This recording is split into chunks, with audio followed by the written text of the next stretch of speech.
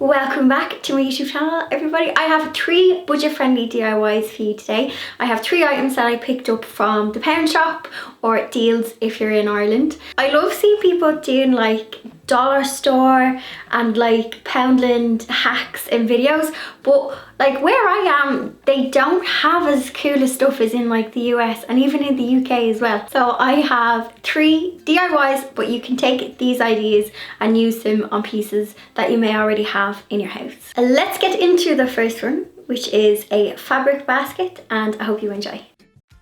I'm going to show you how to make a fabric liner for a basket. This basket, I think it might have been $1.50. It's from the kind of Pep & Co homeware section in Dealz or Poundland if you're in the UK. And I'm going to make a fabric insert, which is quite easy to do.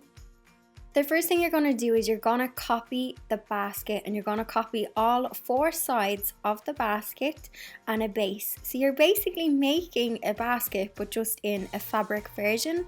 So I measured out the side and I added on some extra inches for the top, and this is for the overlap. Now the measurements is going to be different for your basket because maybe you're using like a different one. But once my measurements are drawn on, I'm folding it over because I'm going to cut 2 of the side pieces and then 2 of the smaller side pieces and then 1 piece of the bottom of the basket. So I hope it makes sense, but I'm basically making a basket but just in fabric, and I'm using the basket as my template.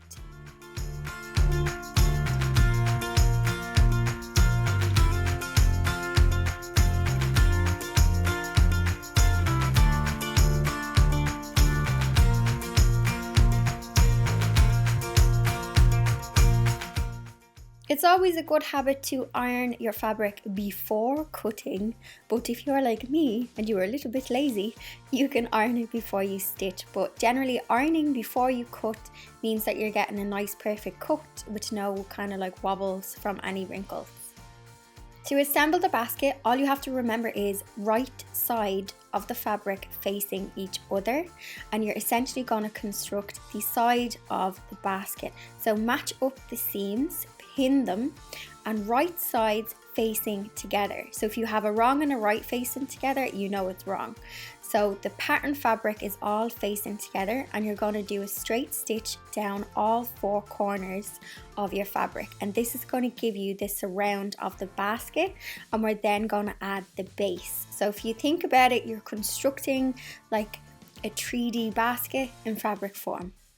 Once all of your seams are stitched, it's a good practice to iron your seams nice and flat, and then we're going to put the base in, which is probably the trickiest bit. So if you are a beginner, take your time with this. And again, remember, right sides, pattern sides facing each other, and you can't go wrong. So if you're making this, just keep saying that, right sides of the fabric facing each other, and you can see that the box shape is starting to take like box shape, starting to take shape, you know what I mean.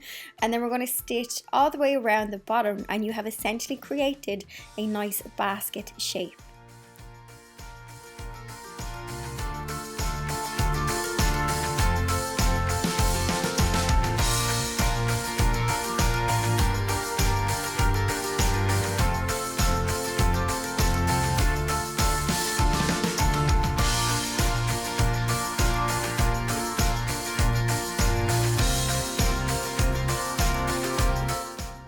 Now all we have to do is hem the top of the basket, but you can just pop it in and make sure that you are happy with how it's looking, because you can do like a bigger hem if you want to make it like shorter. But I'm just doing a good old fashioned hem, folding it over once, folding it over twice, pinning it, gonna take it to my machine and do a top stitch all the way around. You can use a pinking shears to finish off the hem or the raw edge of the inside of the basket. To be honest, this is the inside of the basket and you're not going to see it, so I didn't. But it is a good habit when you're sewing to have nice like raw edges. Like you want to have them nice and trim. But for this project, you're not going to see it, so I just hemmed the top.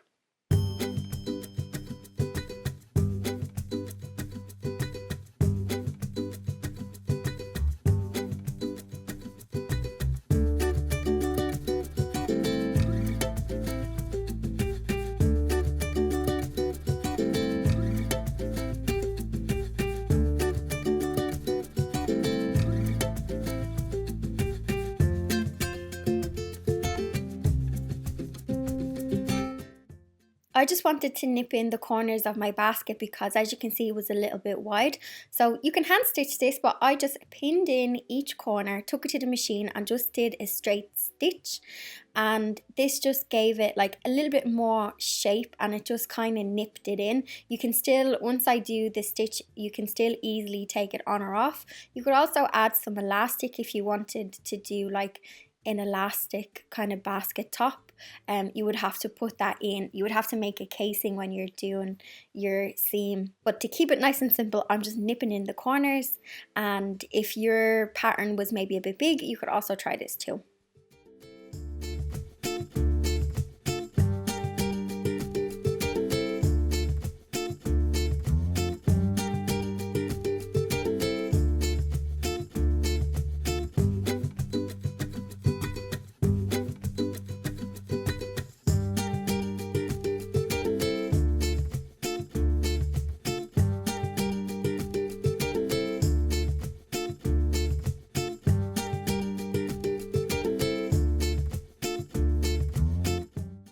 I love this idea. So I'm taking a canvas from the art section and I'm just unpicking the back with a screwdriver and pliers, and I'm removing the canvas because underneath these canvases is a nice wooden frame. Now some are better than others, but the frame underneath I am going to use, and I'm going to cut the canvas to size and I'm going to make a sign for my potential potting shed. You probably saw me do this in another Poundland DIY, I think it was last year or the year before, and I decoupaged and I painted it, but I'm going to keep it nice and simple this time. So I'm just cutting the canvas to size, and I'm going to be using my cutting machine to cut out a sign. But if you don't have a machine, don't worry, because you could possibly like paint, or you could print it off on paper and use cardstock instead of using the canvas. So take the idea and tweak it to use it how whatever kind of equipment you have that you can make this work. I made this design on the Cricut design space, so I just went with like Dainty's potting shed and I printed it on some black vinyl. I'm also sorry, I don't know why my screen is getting glitchy, but I printed it on some black vinyl and then weeded it out. I'm getting better at using the Cricut. I'm still not a pro, but I now know how to put vinyl on things. If you saw last week's Airbnb video, you would saw that I put some like bees and flowers on my bee hotel, and it's just a great way of like playing with vinyl, and I love that it prints off perfectly like every time. So I'm just weeding out the excess, and then I'm going to use the transfer tape to stick it on to the canvas. And I have to say, a little tip, I've noticed that the Cricut transfer tape is like reusable many times, so I keep the backing off the transfer tape because I find I can get a couple of goes with the transfer tape. So this just like saves money, and it's also like probably better for the environment as well to kind of reuse the tape a couple of times.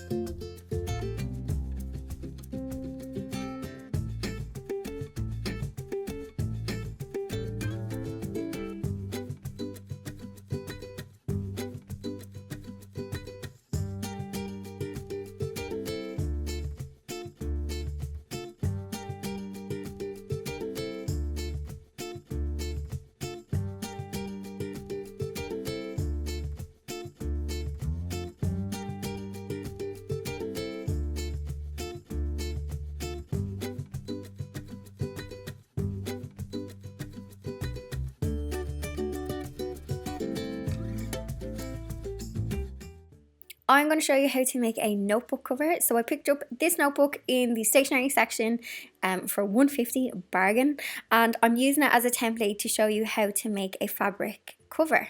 This is a really good beginner sewing project, and it's a great one for practicing doing your seams.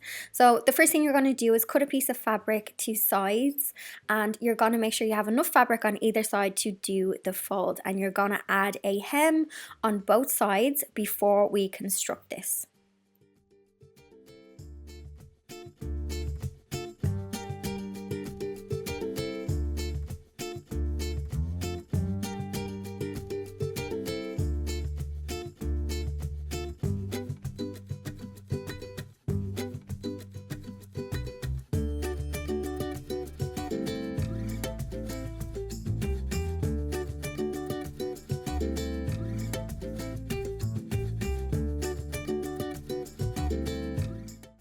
Once you have hemmed both of the sides, you are going to hem the longer sides, and you might want to measure your notebook first because you want to make sure that when you do the side hems and you fold it over, that you have enough room for your notebook to slot in.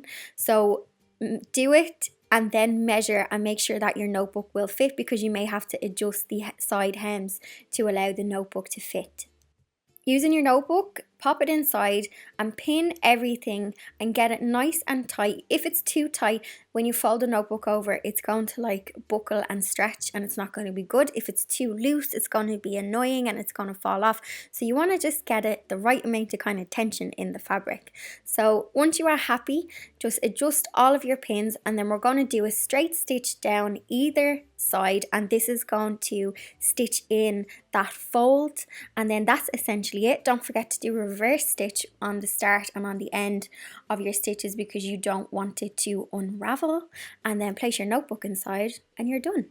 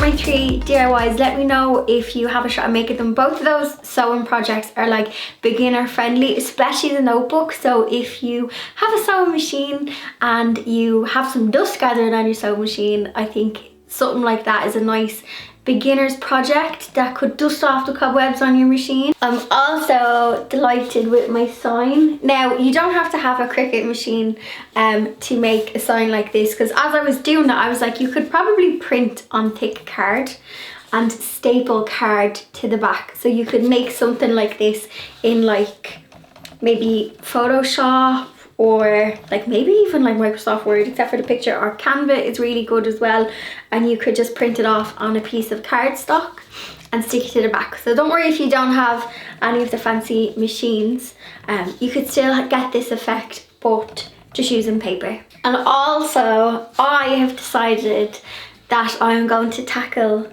the shed full of spiders, and this is my motivation, because if I can tackle the shed full of spiders, I will make myself an epic potting shed. So I've made this sign as inspiration to, well, motivation, not inspiration, to clean out my shed. I asked my brother. One of my brothers is afraid of spiders, so he's out of the question. And my other brother is like, yeah, so I am going to empty the shed of doom. Keep your eyes peeled for that video. I don't know when it will be because I imagine that's like emptying the shed is going to be like a weekend job. I've ordered paint. Karen has given me a second-hand Alex unit. There's already half of a Billy bookcase in the shed, so we're going to recycle some bits to make... Sorry, that beep was my oven. Lunchtime. So I'm going to make a nice... I have it in my head, I have the vision. Anyway, I hope you like my Poundland kind of DIYs. I know they're not like the usual Poundland DIYs. It's just when I went in, I wasn't kind of like, you can take things and spray them and make displays, but I don't really do little displays like that in my house. So I wanted to show you like 3 ideas that you can use with your items, like especially the fabric baskets. Like that's a cute way, and you can do that project if you already have a basket. Just go by the measurements of yours. So I hope I gave you some inspiration this week. Cheeky thumbs up if you enjoyed it, and I will see you all in next week's video. Bye.